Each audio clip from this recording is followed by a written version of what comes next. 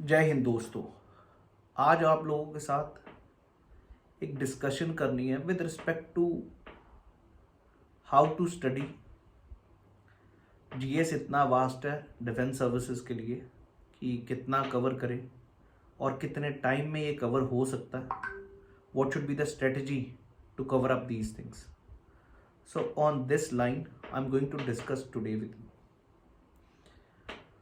अक्सर हमें माँ बाप कहते कि कितने घंटे पढ़ना चाहिए, या हमें ये पिछले टाइम से ये चलता आ रहा है, how many hours you put in. सबसे पहला क्वेश्चन कोई भी सिलेक्टेड बंदा होता तो हमारा यही प्रश्न होता है, कितने घंटे तुम पढ़ते हो।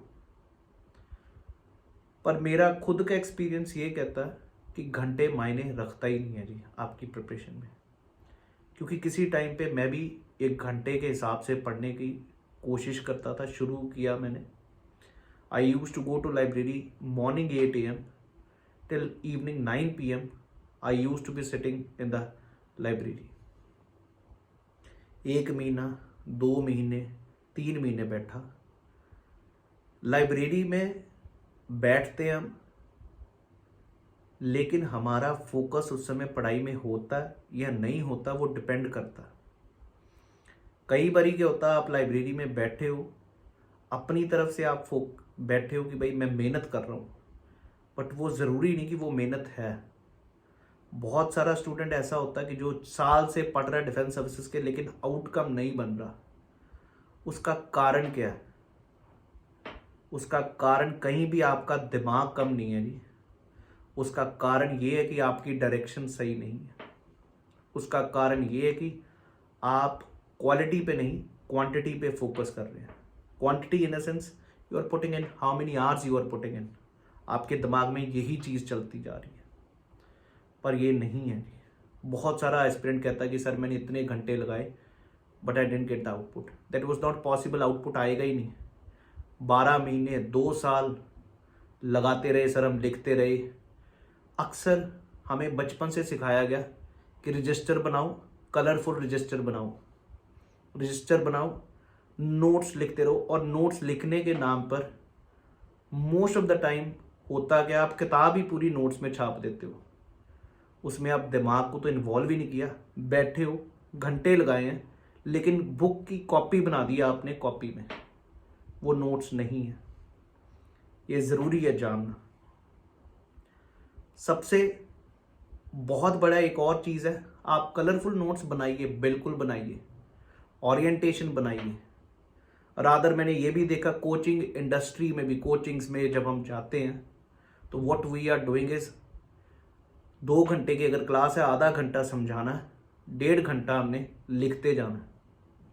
और वो लिख रहे हैं जब, जो मेरा एक्सपीरियंस है मैं वो शेयर कर रहा हूँ, प्लीज़ अंडरस्टैंड।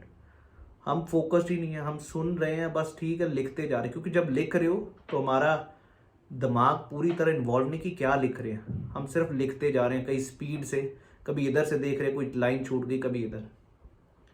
तो फिर ऐसे में करना क्या चाहिए? और जीएस इतना वास्ट है तो इसको स्कोर कैसे करना होगा कि हमारा अच्छा आउटपुट बने। ये कुछ क्वेश्चंस हैं हमारे दिमाग में जिसको मैं आंसर करना चाहता हूँ। और ये मेरा खुद के फेलियर से ही, जितने मैंने फेलियर्स देखे हैं उन्हीं से ही सीखा, और आज उन्हीं फेलियर से I am getting the maximum results everywhere for defense services, or it for that matter every exam which is involving this general studies। तो बताना चाहूँगा क्या क्या चीज़ें, what are the strategies one should follow for preparation। नंबर 1 चीज़ जी, library में बैठते हैं सुबह 8 से लेके रात के 9 बजे तक, उसको घंटे मत गिनिए। जब आप रात को 9 बजे आते हैं वापस, तो अपने आप को देखिए कितना आपने सीखा, क्या चीज़ सीखी है, what you have learn during that time. That is the output, that is the outcome. Rather हमें आउटपुट नहीं देखनी, हमें आउटकम देखना है। और आउटकम होता कि आपको कितना रिटेन हुआ। शायद वही चीज़ आप 2 घंटे में रिटेन करते जो आपने 12 घंटे में बैठ के वहाँ पर रिटेन की है। तो वो फ़र्क होना चाहिए। यहाँ पर मैं लाइब्रेरी के अगेंस्ट नहीं कह रहा, I am just saying don't check out how many hours. जब आप तैयारी करने बैठते हैं, दूसरी चीज़ आपने ये देखना है कि मेरे को कैसे ये चीज़ें याद हों और उसका तरीका क्या है वो भी समझना ज़रूरी है। तरीका ये है कि आपको पता होना चाहिए, क्योंकि ये किताब है उसमें बहुत चीज़ें हैं, आपको पता होना चाहिए क्या चीज़ें मेरे एग्जामिनेशन पर्सपेक्टिव के लिए इंपॉर्टेंट है। अक्सर मैंने डिफेंस एस्पिरेंट्स को देखा या कोई भी एस्पिरेंट को, when they are reading they are underlining everything. Ganga river की लेंथ इतनी है, गंगा में लेफ्ट में कौन सी जुटी, राइट में, आपको वो जो लिखा उसको डायग्रामेटिकली बनाना बहुत ज़रूरी है। जब आप डायग्रामेटिकली बनाते हैं तो आप उस चीज़ को दिमाग में डाल लेते हैं। हर चीज़ का आपका जो ब्रेन है वो एक लिमिटेड है जी, उसमें आप सब कुछ ही घुसाते जाओगे तो जो इंपॉर्टेंट चीज़ें वो निकलती जाएंगी और अनइम्पॉर्टेंट घुसती जाएंगी, फिर हम देखते हैं आउटपुट नहीं बनता। सबसे बेस्ट तरीका आउटपुट बनाने का, आपको तरीका आना चाहिए कॉम्प्रीहेंड करने का चीज़ों को। यही चीज़ मैंने टॉपर्स की देखी है, बहुत सारे एक्सपीरियंस मैंने यही किया है। आपको चीज़ों को कॉम्प्रीहेंड करने आना चाहिए। अगर आपने आज 2 चैप्टर पढ़े तो 2 चैप्टर को 2 पेज में आपने जो पढ़ा, फॉर एग्जाम्पल अगर आप प्रेम्बल का चैप्टर पढ़ रहे हैं तो आपको पता होना चाहिए प्रेम्बल से क्या क्या चीज़ें पढ़ी हैं। प्रेम्बल लिया कहाँ से, यूएस से। प्रेम्बल है क्या, एक प्रीफेस है हमारे संविधान का, इंट्रोडक्शन है, एसेंस ऑफ द कॉन्स्टिट्यूशन है। प्रेम्बल लिखा किसने है, डॉक्टर जवाहरलाल नेहरू, और एज अ ऑब्जेक्टिव रेजोल्यूशन लिया गया था 1946 में। प्रेम्बल हमें देता क्या, 4 चीज़ें देता है। Source of authority of the constitution, we the people of India. फिर ये बताता है टाइप ऑफ स्टेट, स्टेट कौन सी, सोशल, सोशलिस्ट, समझ आ रही बात, SQDR इसको भी छोटा कर दिया, sovereign, socialist, secular, democratic, Republic. तो ये पूरे हो गए टाइप ऑफ स्टेट। इसको मीनिंग समझ आना चाहिए, 2-2 सेकंड का मीनिंग है। उसके बाद इसका ऑब्जेक्टिव क्या, justice, liberty, equality, fraternity and integrity, and then you have is the date of the commencement. तो ये 4 पॉइंट्स ही तो है, 26 नवंबर 1949। उसके बाद ये क्या चीज़ है प्रेम्बल में, आपने ये जो 3 चीज़ें देखी हैं, डेट भी मिल गई, नॉन जस्टिसाइबल है प्रेम्बल। प्रेम्बल हमारे संविधान का अब अहम हिस्सा है। ये किस केस में कहा, Keshava Nanda Bharati case, LIC versus union of India, ये चीज़ देखनी है। तो वही चीज़ जो आपने पूरा चैप्टर पढ़ा, अगर आप उसको इस प्रकार कॉम्प्रीहेंड कर पा रहे हैं तो बहुत आसान है। Structuring, second point, very very important. Whatever you are reading, whatever you are making, you should be able to structure it. Structuring का मतलब क्या होता है जी, आप उस टॉपिक को स्ट्रक्चर, इसमें क्या चीज़ है, जैसे मैंने आपको प्रेम्बल बताया, इंट्रोडक्शन ये चीज़ है, फिर अंदर क्या है, फिर ये इसके बारे क्या, इस प्रकार चीज़ों को पकड़िए। अक्सर हम लोग करते क्या, अगर सपोजली प्रेम्बल पढ़ा, 4 लाइनें पढ़ी, 5 समझ लो 10 पेज है, 3 पेज आज पढ़े, 3 पेज कल पढ़े, 3 पेज परसों पढ़े, कुछ नहीं याद होगा जी। तरीका है उस चैप्टर को लेके खत्म करिए और उसको बनाइए synopsis. Here target should be not how many hours, target should be outcome, क्या वो बन गया, मेरा आज का टॉपिक ये टारगेट है, इसको अचीव करना। हमारे अक्सर टारगेट्स बच्चों के क्या होते हैं, जो कॉम्पिटिटिव एग्जाम्स के, hours, that is a problem. ये हमारे बचपन से ये प्रॉब्लम हमारे इम्बाइब कर दी गई है कि भाई हम देखते हैं आवर्स। आवर्स मत देखिए, टॉपिक्स देखिए क्या मेरे कवर हुए हैं, और उस प्रकार डिले भी नहीं करना, ना एक्सेसिवली पढ़ना। मैं अपनी तैयारी के टाइम बताता हूँ, जब मैं सिविल सर्विसेज की तैयारी कर रहा, some people qualified this exam in the first attempt itself, right. उसका कारण यही था, उनको पता था क्या पढ़ना क्या नहीं। बहुत सारी चीज़ें जो नहीं पढ़नी हमें पढ़ाई जाती हैं और हम पढ़ते हैं। आपको अलर्ट होना पड़ेगा, कैसे, by checking out the previous year questions. That is the only key to understand what is important, what is not important. Example देना चाहूंगा यार, SSE में भी GS है, CDS में भी GS है, NDA में भी GS है, तो आपके कोई भी स्टेट एग्जाम है वहां पर भी GS है। तो मेरे भाई कब पता चलेगा कि क्या इंपॉर्टेंट है, वो आपको पता चलेगा जब आप प्रीवियस ईयर पेपर्स देखोगे कि यार पॉलिटी में कैसे प्रश्न आते हैं। समझ आई जी बात। एक और चीज, जब भी आप कोई किताब पढ़ते हो, books are inevitable for your preparation, books पढ़नी पड़ेंगी, लेकिन बुक्स को पढ़ना कैसे ये भी हमें जानना जरूरी है। क्या चीज, जब भी आप बुक पकड़ते हो, बुक ने तो अपनी तरफ से कर्नोलॉजी फॉलो करेगा या इस प्रकार, उस आदमी को जिसने बुक लिखनी है, he doesn't put up a focus. पहली प्रायोरिटी किसको देनी है? आपके लिए प्रायोरिटी क्या है? सबसे ज्यादा मार्क्स किससे आने हैं और कौन सी चीज अंडरस्टैंडिंग है। एग्जाम्पल दूंगा पॉलिटी में, अक्सर मैंने देखा एस्पिरेंट्स को तैयारी शुरू करते हैं तो लक्ष्मीकांत का पहला पन्ना खोलते हैं जहां पर लिखा होता है हिस्टोरिकल बैकग्राउंड। वो मेरे भाई चैप्टर कभी याद भी नहीं होना और आपका पॉलिटी का इंटरेस्ट खत्म कर देगा और फिर आपको लगेगा यार ये क्या पढ़ लिया। प्रेम्बल से शुरू किया तो बहुत अच्छे से समझ आता जाता सारी चीजें। ये पहला फर्क है जी, कहां से शुरू करना है। ये कई बार एक्सपीरियंस से आता है या पेपर से आता है। नए बंदे के लिए ये मुश्किल है। Even for that case of geography, अगर आप ज्योग्राफी पढ़ना शुरू करते हैं, आप चाहे एनसीईआरटी से चाहे जीसी लोंग से, तो जब हम पहले चैप्टर पढ़ते हैं ना, जहां पर लैंड फॉर्म स्टार्ट होता है और अर्थ का एवोल्यूशन, इंटरेस्ट ही खत्म होता है। हमें लगता है यार ये ज्योग्राफी तो पता नहीं क्या है। यहां पर भी चैप्टर कौन सा स्टार्ट करना है ये पता होना चाहिए, तब आपका इंटरेस्ट भी बनता है। तो उसके लिए कई बार डायरेक्शन की जरूरत होती है या कंपनी की जरूरत है। मैं ये नहीं कहता कि कोचिंग हमेशा चाहिए, बट एक डायरेक्शन बहुत जरूरी है। और मेरे को भी पता है जब एक कोई सीरियस एस्पिरेंट होता है एनडीए का, सीडीएस का और सीएफएफ का, उसके अंदर में होता है यार मेरे को पेपर निकालना है, क्लियर है, तो उसको ये चीजें जानना बहुत जरूरी है। What is to be done, what not to be done. जब भी आप किताब भी पकड़ो, उसका साइनॉप्सिस बनाना बहुत जरूरी है। साइनॉप्सिस का मतलब ये है कि जो आपने चैप्टर लिखा हुआ उसका कुछ ना कुछ निष्कर्ष जिसको कहते हैं वो लिखिए साइड पे। आप भी कभी किसी चीज के बारे में लिखोगे तो उसको एक्सपेंड करने की कोशिश करोगे। सेम वे बुक वाले ने जो लिखता है ऑथर, वो एक्सपेंड करता है, चाहे वो कहानी 2 लाइनों की है।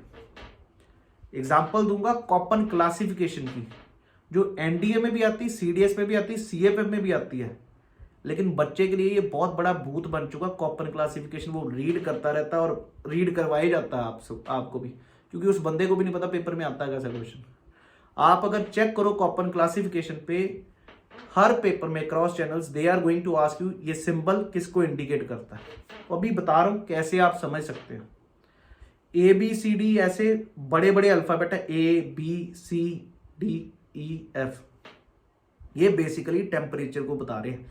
ए इज वेरी हाई टेम्परेचर, तो इक्वेटर या ट्रॉपिकल एरियाज में ए सिंबल यूज होता है। जो बी है वो जहां पर पानी की कमी है, डेजर्ट्स के लिए बी यूज होता है। सी टेम्परेट एरिया के लिए, उसके बाद ई एफ सी, ये जो है ई एफ ये ठंडे इलाकों के लिए। तो पहले तो समझ आ गया, जो भी ट्रॉपिकल एरिया में हो, जो भी आपके कहां पर हो ट्रॉपिकल एरियाज में, जैसे इंडिया का ट्रॉपिक ऑफ कैंसर के नीचे कोई भी स्टेट आए वहां पर ए पहले अल्फाबेट आना चाहिए। लेकिन अगर ट्रॉपिक ऑफ कैंसर से ऊपर यूपी में तो ए नहीं आएगा, सी आएगा, पहला समझ गए। उसके बाद ये ए बी सी तो कैपिटल लेटर्स है। उसके बाद S W M F, S का मतलब छोटा एस होता है, summers are dry winters are wet. W का मतलब winters are dry summers are wet. छोटे अल्फाबेट जो मैं बता रहा हूं, एस डब्ल्यू एम और F. M means monsoon, F means rainfall throughout the year. इसका एग्जाम्पल दे रहा हूं, आपको याद रहेगा। तमिलनाडु आपको पता सर्दियों में बारिश पड़ती है, तो आप इसको इंडिकेट कैसे करोगे? बड़ा ए कैपिटल ए, क्योंकि ये ट्रॉपिकल एरिया में आ रहा है तमिलनाडु, और इसके साथ सिंबल कौन सा लगा हुआ? छोटा एस, क्योंकि winters are wet summers are dry. That is the idea. ये चीजें आप अगर वैसे बुक पढ़ते हो तो 2 घंटे का 4 घंटे लग जाएंगे उसको याद करते रहे। क्या याद करना, 14 डिग्री आइसोथर्म है, ये डिवाइड करता, वो हमें करना ही नहीं है। हमें सिर्फ प्रीवियस ईयर क्वेश्चन देखे उसके हिसाब से इस चीज को पढ़ना है। समझ आ गई जी बात? ये एक एग्जांपल दिया मैंने, चाहे वो कॉन्स्टिट्यूशन से दिया चाहे इससे, सेम चीज ये। दूसरा, हमें निमोनिक्स बनाने पड़ते हैं, क्यों बनाने चाहिए, पर ऐसा नहीं कि हर चीज निमोनिक में डाल दे। वो टॉपिक्स जो पेपर में आने ही आने हैं, वो कहां से पता चलता है? प्रीवियस ईयर क्वेश्चन से। तो वो चीज आपको देखना पड़ेगा। जैसे ट्रॉपिक ऑफ कैंसर पे कौन कौन सी स्टेट है, कौन कौन सी कंट्री है दुनिया की, ये आते ही यहाँ क्वेश्चन। हम क्या करते हैं, पढ़ लेते हैं लेकिन हमें याद नहीं रहते। वो याद रह ही नहीं सकते जब तक आप उसका निमोनिक बना के उसको फाइनल मत कर लें। स्टैटिक है ये, जो करना ही करना है और उसको याद करना ही करना है, ये यूपीएससी पूछता ही पूछता है। ये चीज़ें समझनी ज़रूरी है। एक और चीज़, अब एक चीज़ बताना चाहूँगा, चाहे आप कोई भी दुनिया का चैप्टर, कोई भी अपने चैप्टर पढ़ो, स्ट्रक्चरिंग करना बहुत ज़रूरी है। जब आप पूरा चैप्टर पढ़ चुके हो, उसको स्ट्रक्चर में डालिए, टेबल और फॉर्म में। क्या फ़ायदे हैं, क्या नुकसान है, क्या इसका स्ट्रक्चर। जैसे मैंने कहा प्रेम्बल का, किसी भी टॉपिक का लीजिए, I will give you the structure. Let's take the president case. President case में आपको एलिजिबिलिटी पता होनी चाहिए। दिमाग में अगर स्ट्रक्चर बन चुका आपका, अपने आप वो फिक्स होते जाएंगे। स्ट्रक्चर क्या है, प्रेसिडेंट की एलिजिबिलिटी। स्ट्रक्चर क्या, उसको वो कौन देता है, वो। वहीं पर बीच बीच में कुंडियां आती रहेंगी। कुंडी आपको स्टार डालते रहना। फॉर एग्जाम्पल, हाई कोर्ट के जजेस आपको पता है, आपको लगेगा स्टेट करता है, जबकि करता को ना प्रेसिडेंट। तो ये कुंडी है, इस पे स्टार लगा लेना। स्ट्रक्चर बनाना जरूरी है कि ये भाई इसकी इंट्रोडक्शन है, ये इसकी एलिजिबिलिटी, ये इसकी पावर्स। पावर्स भी तो डिवाइडेड है, legislative power with respect to parliament. तो वो पॉइंट सब देखे तो आपके दिमाग में क्लियर होगा। बुक में ऐसा नहीं किया जाता, वो जरूरी है बुक वाले ऑथर के लिए। He is not making a guide, he is making a book, so that what ever comes in the paper that should be visible in the book. आपको ये विश्वास हो चुका हो, लेकिन उसके आउट एक सिनॉप्सिस बनाना, ये हमारा काम है। कॉम्प्रीहेंड करना ही सॉल्यूशन है आपके पेपर में अच्छे रिजल्ट्स लाने के लिए। कॉम्प्रीहेंड करिए। साइंस है, ज्योग्राफी है, पॉलिटी है, इकोनॉमिक्स है, सब चीज़ों को कॉम्प्रीहेंड करने आना चाहिए, ना कि जो लिखवाया गया वही लिखते जाए और उसके बाद कभी पढ़ा ही नहीं। मिनिमम एक सब्जेक्ट की 3 से 4 बार रिवीजन चाहिए पेपर में बैठने से पहले। अगर 3 से 4 बार रिवीजन हो चुकी है तो you can score maximum. IITs और जो ऑर्डिनरी कोई कॉलेज से है, फ़र्क कोई नहीं है जी, फ़र्क सिर्फ एटीट्यूड का है। एटीट्यूड कैसा, क्योंकि तैयारी करते समय आईआईटी की उनके एटीट्यूड बन चुका है। हमें रिवाइज करना, हमें ये चीज़ें करनी है, हमें प्रैक्टिकल सोचना है। इधर नॉन आईआईटीएंस या जिनकी सिलेक्शंस नहीं हो रही, वो अभी तक घूम रहे हैं। ये फ़र्क है। ये मैं खुद में कह रहा हूँ, नॉन आईआईटीएन हूँ, मैं कोई आईआईटीएन नहीं हूँ, पर ये मैंने डिफरेंस देखा। How they were able to qualify the first attempt itself, because they knew what is to be done, what is the right direction. हम लोगों में से बहुत सारे डायरेक्शनलेस होके पढ़ रहे हैं, हमें पता ही नहीं क्या पढ़ना क्या नहीं। इस चीज़ पे पक्का फोकस करिए। मैं वादा कर रहा हूँ आपके रिजल्ट्स 100% होंगे। कोई भी बैकग्राउंड हो, मैंने यहाँ तक कि वो लोगों का बैकग्राउंड देखा जिनके 60 से 70% या 50% परसेंटेज थी उनकी 10th में, 12th में, ग्रेजुएशन में। They have qualified, they have done wonderful in the exams. The thing is you need to understand, practice भी करना होगा, कॉम्प्रीहेंड करना ज़रूरी है। ये गिनती का सिलेबस 3 से 4 महीने का होता है। समझ आ रही बात? 6 महीने भी लग सकते, वो टाइम है। कईयों को 6, कईयों को 12, पर पता होना चाहिए मैंने क्या निकालना, घंटे नहीं। मैंने आउटपुट किस में निकालनी है, क्या याद हुआ, क्या मेरा प्रिपेयर हुआ। In this coming on this channel I am going to bring out lot of things with you people. कैसे प्रिपेयर करना चाहिए, क्या स्ट्रेटजी बनानी है हमें अगले सीडीएस के लिए, क्या सीएपीएफ के लिए बनाई है और क्या एनडीए के लिए बनानी है। एंड मैं इस बारी जो मेरा था, हर वीडियो में मैंने बोला था 60% से ऊपर क्वेश्चंस इस बार ही होंगे हमारी क्लास से, and we were able to achieve it. And yes, we can achieve it. The confidence level is very high. I will always give you the right direction and the right path, जहाँ पर आप सीधा अपनी academy में पहुँच सके। We are bringing out new SSB course, lot of things are going to come on this channel. Please do subscribe and do share this channel as much as possible. Jai Hind.